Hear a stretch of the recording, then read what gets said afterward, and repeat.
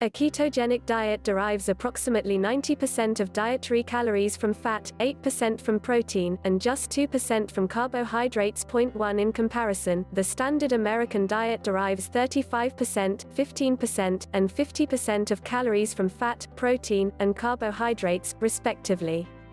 Although it is rising in popularity, the ketogenic diet is not a new dietary intervention. It is an established nutritional treatment approach, first developed in the 1920s, for patients who have epilepsy that is not well controlled with anti-epileptic agents. The keto diet later emerged as an acceptable intervention in the 1990s. The ketogenic diet is now being studied as a potential supportive treatment approach in cancer.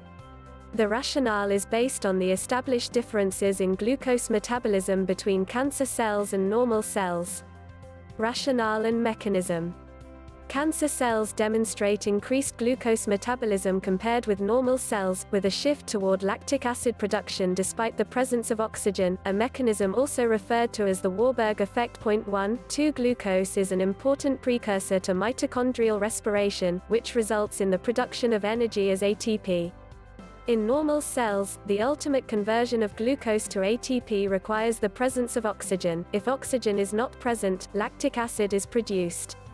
Cancer cells, however, convert glucose to lactic acid in the presence of oxygen. 2 In addition, cancer cells harbor mitochondrial DNA mutations that result in impaired mitochondrial respiration. Therefore, cancer cells require a large amount of glucose to satisfy their energy needs. The ketogenic diet is proposed as a potential adjuvant therapy by exploiting these differences between cancer and normal cells.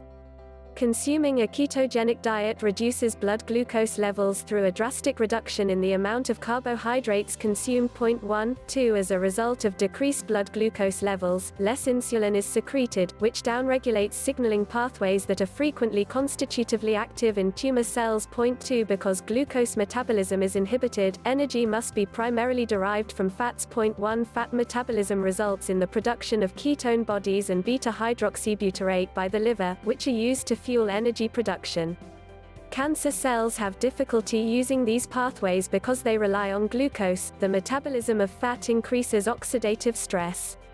Protein metabolism also forces cells to use amino acids rather than glucose to fuel energy production. However, studies suggest that it does not cause the same level of oxidative stress as fat metabolism.